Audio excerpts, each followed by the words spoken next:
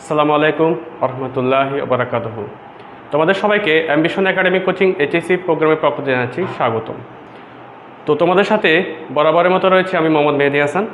তো আজকে আমরা করব হিসাব বিজ্ঞান এইচএসসি হিসাব বিজ্ঞান প্রথম পত্রের অষ্টম অধ্যায় দৃশ্যমান ও অদৃশ্যমান সম্পত্তির হিসাব রক্ষণ এই চ্যাপ্টার থেকে বোর্ড পরীক্ষায় আসা একটি খুবই গুরুত্বপূর্ণ অঙ্ক। এই অঙ্কটি এসেছিল যশোর বোর্ড 2015 সালে। তো এই অঙ্কে সাধারণত আমরা আলোচনা করা হবে অবচয় নির্ণয়ের পদ্ধতি, অর্থাৎ একটা পদ্ধতিতে অবচয় নির্ণয় হবে, এরপরে অবচয় সংক্রান্ত জাবেদা এবং ওই জাবেদার তথ্যের ভিত্তিতে দুইটি খতিয়ান হিসাব প্রস্তুত করা। তো কথা না বাড়িয়ে আমরা উদ্দীপকে চলে যাচ্ছি। উদ্দীপকে বলা রয়েছে যমুনা লিমিটেড 2013 সালের 1 জানুয়ারি তারিখে 6 লক্ষ টাকা মূল্যের একটি মেশিন ক্রয় করে। পরিবহন খরচ ও সংস্থাপন ব্যয় বাবদ যথাক্রমে 20,000 টাকা ও 30,000 টাকা প্রদান করলেন। মেশিনটির আয়ুষ্কাল 10 বছর এবং ভগ্নাবশেষ মূল্য 50,000 টাকা।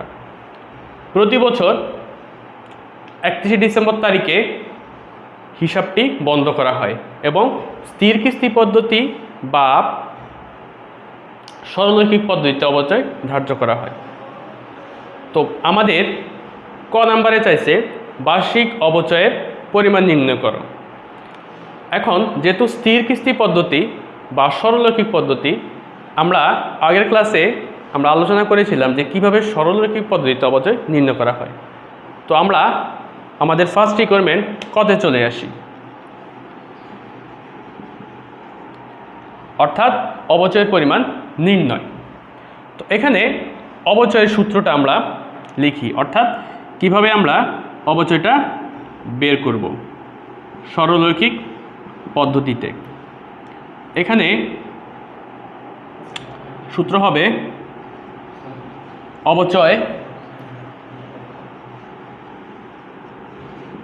অবচয়যোগ্য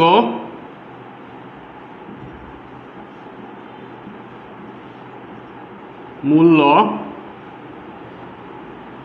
বিয়োগ ভগ্নাবশেষ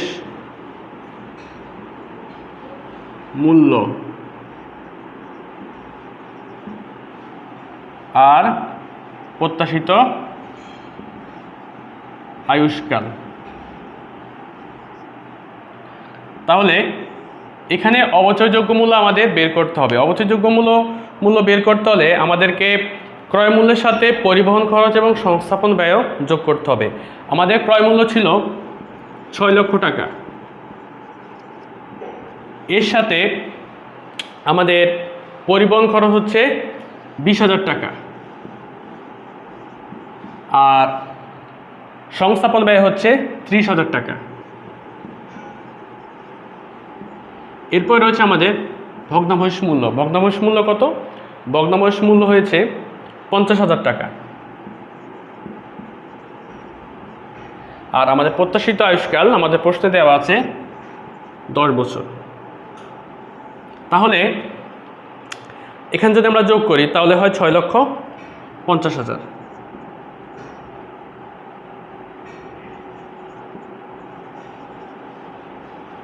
আর ভগ্নাবশেষ মূল্য কত দেওয়া রয়েছে? 50,000 টাকা। আমাদের প্রত্যাশিত আয়ুষ্কাল 10 বছর। তাহলে এটা ক্যালকুলেট করলে আমরা পাবো এখানে 6 লক্ষ টাকা, আয়ুষ্কাল 10 বছর। আমরা যদি এ শূন্যের শূন্য কেটে ফেলি তাহলে আমাদের রেজাল্ট কি হয়? আমাদের রেজাল্ট হয় 60,000 টাকা। অর্থাৎ স্থির কিস্তি পদ্ধতিতে আমাদের 2013 সালের অবচয় কত? 60,000 টাকা। তাহলে আমাদের কি ক নাম্বার শেষ হলো। তাহলে আমাদের প্রথম রিকোয়ারমেন্ট ক নাম্বারটা শেষ হলো। এখানে চাইছিল বার্ষিক অবচয়ের পরিমাণ, তাহলে বার্ষিক অবচয় আমাদের কত? 60,000 টাকা। কিভাবে? অবচয় সূত্র আমি আবারও বলতেছি, অবচয়যোগ্য মূল্য বিয়োগ ভগ্নাবশেষ মূল্য। তো অবচয়যোগ্য মূল্য বের করতে হলে আমাকে ক্রয় মূল্যের সাথে পরিবহন খরচ এবং সংস্থাপন ব্যয়টা যোগ করতে হবে। তাহলে পরিবহন খরচ হচ্ছে 20,000 টাকা, সংস্থাপন ব্যয় 30,000 টাকা, টোটাল হচ্ছে 6,50,000 টাকা। এখান থেকে আমরা ভগ্নাবশেষ মূল্য 50,000 টাকা বিয়োগ করছি, তাহলে আমরা পাইছি 6 লক্ষ টাকা। এটাকে 10 দ্বারা ভাগ করলে আমরা পাই কত? 60,000 টাকা। এই 60,000 টাকা হচ্ছে বার্ষিক অপচয়ের পরিমাণ। তাহলে আশা করি তোমরা সবাই বুঝতে পারছো। এবার আমরা আমাদের খ রিকোয়ারমেন্টে চলে যাই, অর্থাৎ আমাদের খতে বলছে 2013 সালের অবচয় সংক্রান্ত জাবেদা, অর্থাৎ অবচয় সংক্রান্ত যে যে জাবেদাগুলো রয়েছে আমরা এখন ওই জাবেদাগুলাই এখানে উপস্থাপন করব।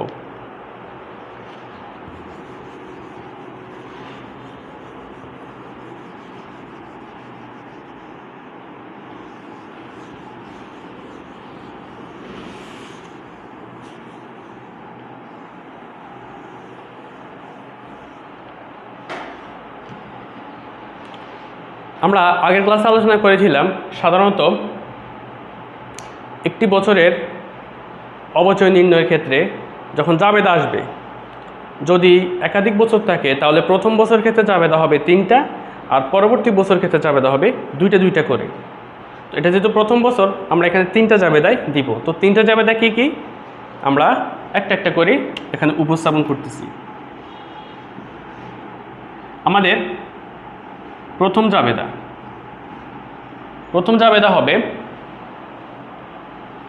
জাবেদা হচ্ছে মেশিন ক্রয়ের জাবেদা, অর্থাৎ আমরা যে মেশিনটা ক্রয় করছি 13 সালের জানুয়ারির 1 তারিখে, এটার জন্য একটা জাবেদা হবে। তো মেশিন ক্রয়ের জাবেদা হচ্ছে মেশিন হিসাব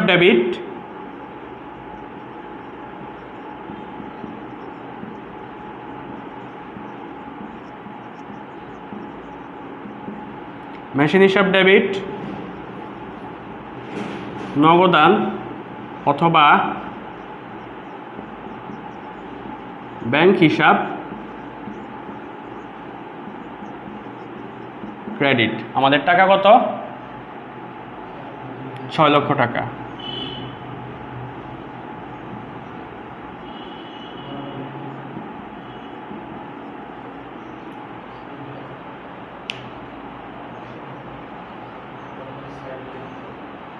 ঠিক আছে, তাহলে মেশিন হিসাব ডেবিট, নগদ বা ব্যাংক হিসাব ক্রেডিট, এ হলো আমাদের প্রথম জাবেদা। এরপর আসি আমাদের দ্বিতীয় জাবেদা। আমরা এখানে কারণ লিখতে পারি, যেহেতু মেশিন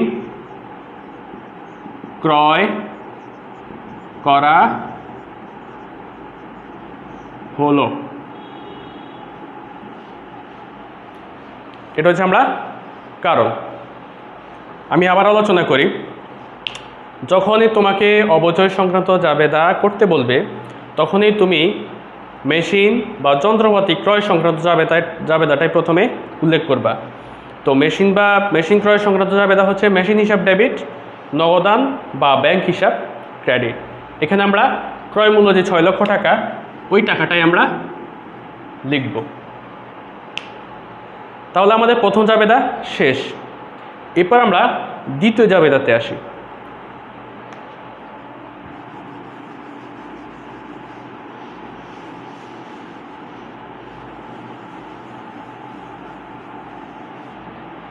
আমাদের দ্বিতীয় জাবেদা হচ্ছে অবচয় ধার্যের জাবেদা, অর্থাৎ আমরা অবচয় বাবদ যে টাকাটা বের করছি আমরা ওই টাকারে, অর্থাৎ অবচয়ের আমরা জাবেদা এখন প্রয়োগ করব।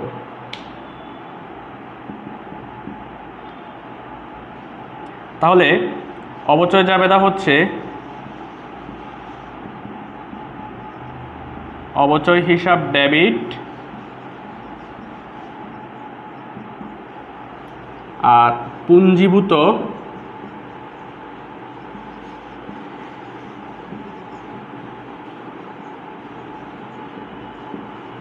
অবচয় হিসাব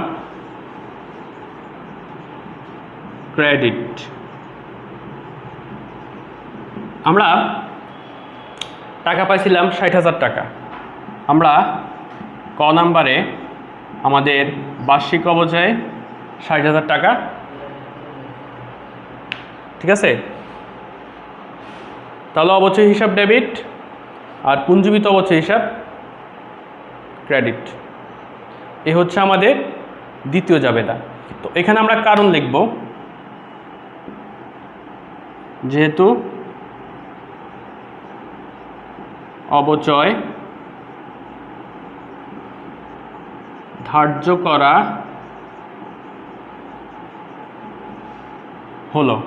আমি আবারও বলতেছি, আমাদের অবচয় সংক্রান্ত জাবেদা দ্বিতীয় জাবেদা হবে অবচয় হিসাব ডেবিট, পুঞ্জীবিত অবচয় হিসাব ক্রেডিট। কেন অবচয় হিসাব ডেবিট? এই কারণে, কারণ আমাদের অবচয় হচ্ছে এক ধরনের খরচ, খরচ বাড়ছে, খরচ বাড়লে ডেবিট। আর পুঞ্জীবিত অবচয় হিসাব ক্রেডিট। অবচয়ের টাকা কত? 60,000 টাকা। ওই যে আমরা ক নাম্বারে বের করছিলাম 60,000 টাকা, ওইটাই আমরা এখানে লিখছি। তাহলে আমাদের দ্বিতীয় জাবেদাও কমপ্লিট হয়ে গেল। এরপর লাস্টের একটা জাবেদা রয়েছে, সেটা হচ্ছে অবচয় হিসাব বন্ধ করার জাবেদা। এখন আমরা ওই জাবেদাটা এখানে উপস্থাপন করব।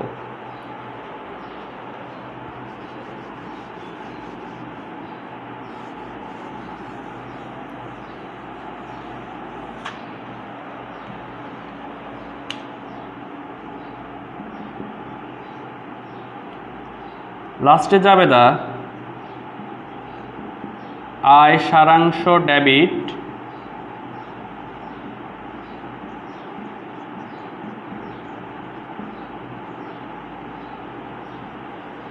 অবচয় হিসাব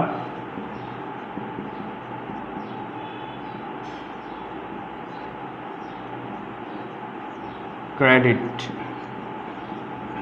এখানেও আমরা ওই 60,000 টাকাই লিখব,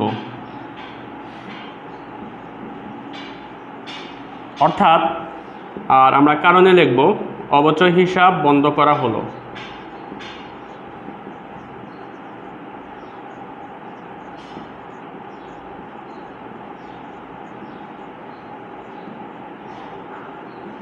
তাহলে আমরা শিখলাম তিনটি জাবেদা। প্রথম জাবেদা হচ্ছে মেশিন ক্রয়ের জাবেদা, দ্বিতীয় জাবেদা হচ্ছে অবচয় ধার্যের জাবেদা, আর লাস্টে যে জাবেদা সেটা হচ্ছে অবচয় হিসাব বন্ধ করার জাবেদা। তাহলে অবচয় হিসাব বন্ধ করার জাবেদা হচ্ছে আয় সারাংশ ডেবিট, অবচয় হিসাব ক্রেডিট। টাকা কিন্তু অবচয়ের টাকাটাই হবে। তাহলে আমরা তিনটা জাবেদা আমরা শিখলাম, আর তিনটা জাবেদা শেখার মাধ্যমে আমাদের খ নাম্বারও শেষ হয়ে গেল। এবার আমরা লাস্টের পার্টটায় আসি। লাস্টের পার্টে রয়েছে মেশিন ও অবচয় খরচ হিসাব প্রস্তুত করতে হবে আমাকে। আসলে যখন হিসাব প্রস্তুত করতে বলে তাহলে আমরা বুঝবো এখানে একটা কি হবে, খতিয়ান হবে। এখন আমরা কি করব, একটা খতিয়ান হিসাব প্রস্তুত করব। একটা হচ্ছে মেশিনের খতিয়ান হিসাব, আর একটা হচ্ছে অবচয় খরচের খতিয়ান হিসাব। তো চলো শুরু করি।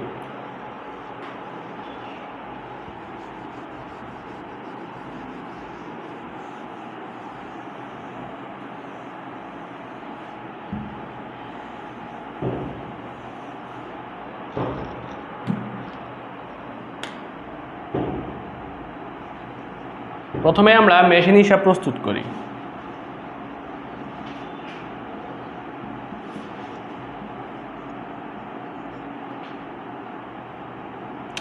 তোমরা কিন্তু চাইলে প্রচলিত যে দুইটি পদ্ধতি রয়েছে তার মধ্যে যে কোনো একটি করতে পারো, অর্থাৎ আধুনিক পদ্ধতিও করতে পারো বা সনাতন পদ্ধতিতেও করতে পারো। তো আমরা আধুনিক পদ্ধতিতে করি।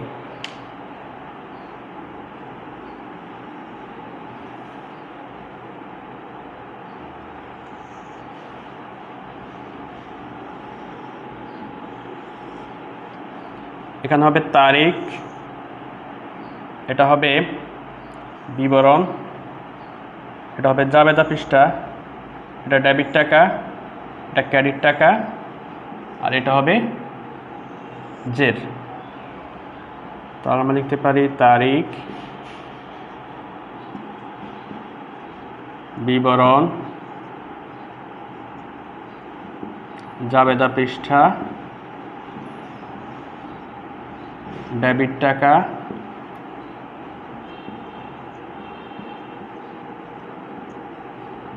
ক্রেডিট টাকা। আমরা কি লিখতে পারি, জেল লিখতে পারি। একটা ডেবিট জেল আর একটা ক্রেডিট জেল। তাহলে 2013 সাল 1 জানুয়ারি, আমরা যদি একটু জাবেদার দিকে তাকাই তাহলে আমাদের প্রথম জাবেদা ছিল মেশিন হিসাব ডেবিট, নগদান বা ব্যাংক হিসাব ক্রেডিট। তো আগে আমরা তারিখটা উপস্থাপন করি। 2013 সাল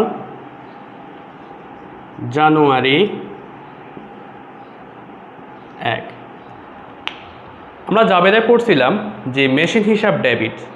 সাধারণত আমরা যে খতিয়ান হিসাবটা করব সেটা যদি জাবেদাতে ডেবিট থাকে আমরা টাকাটা লিখব ডেবিটে। যেহেতু মেশিন হিসাব ডেবিট 6 লক্ষ টাকা, আমরা টাকাটা লিখব ডেবিট। তাহলে এখানে 6 লক্ষ টাকা, ডেবিট জেরে কত? 6 লক্ষ টাকা। আর এখানে কি হিসাব লিখব? মেশিন হিসাবের বিপরীতে ছিল ব্যাংক হিসাব অথবা নগদান হিসাব।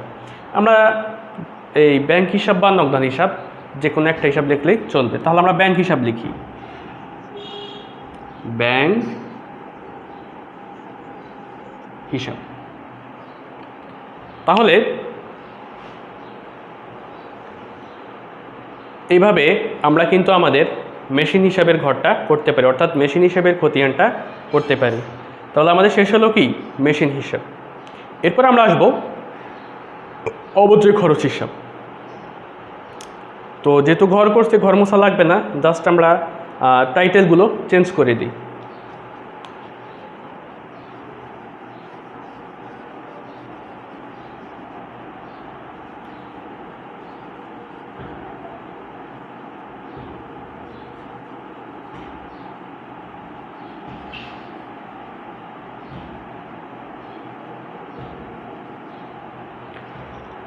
আমাদের এখানে বের করতে হবে অবচয় হিসাব। তো আমরা লিখি অবচয় হিসাব। এখন অবচয় হিসাব সাধারণত ডিসেম্বর 31 তারিখে দেওয়া হয়। তো আমরা তারিখ লিখব ডিসেম্বর 31 তারিখ। আমরা অবচয় খরচের যে জাবেদাটা ছিল সেটা যদি আবার একটু মনে করি, তাহলে সেখানে ছিল অবচয় হিসাব ডেবিট, পুঞ্জীবিত অবচয় ক্রেডিট। আমরা অবচয় হিসাবের খতিয়ান করতেছি, তাহলে অবচয় হিসাব কী ছিল? জাবেদাতে ডেবিট ছিল। যেহেতু জাবেদাতে অবচয় হিসাব ডেবিট ছিল, এখানেও আমরা অবচয় হিসাবের টাকাটা ডেবিটে লিখব। আর ওই টাকাটা হচ্ছে 60,000 টাকা, ডেবিট ডেবিট জের। আর আমরা এখানে কি হিসাব লিখব? অবচয় হিসাবের যে বিপরীত হিসাবটা ছিল, অর্থাৎ পুঞ্জীবিত অবচয় হিসাব, আমরা এখন ওই হিসাবটা লিখব।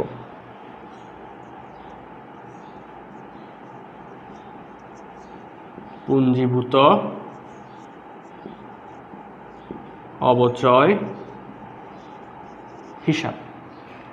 তাহলে এইভাবে আমরা আধুনিক পদ্ধতিতে অবচয় হিসাবের অবচয় খরচ বা অবচয় খরচটা আমরা কি করেছি? প্রস্তুত করেছি। অর্থাৎ এইভাবে আমরা অবচয় হিসাব প্রস্তুত করা আমাদের হয়ে গেছে। তাহলে আমরা গ নাম্বারে কী শিখলাম? একটা হচ্ছে মেশিন হিসাব আর একটা অবচয় হিসাব। তাহলে আমরা বলতে পারি আমাদের যে 10 নম্বরের যে অঙ্কটা, এটা এখন কমপ্লিট, অর্থাৎ সম্পূর্ণ হয়েছে। এইভাবে আশা করি তোমরা যদি বাসায় প্র্যাকটিস করো নিয়মিত, তাহলে আশা করি পরীক্ষায় তোমরা খুব ইজিলি এই গাণিতিক সমস্যাগুলোর সমাধান করতে পারবা। তো তোমাদের সবার জন্য আমি এই কামনাই করি, অর্থাৎ শুভকামনা করি। তো সবাই ভালো থাকো, সুস্থ থাকো। আজকের ক্লাস এই পর্যন্তই।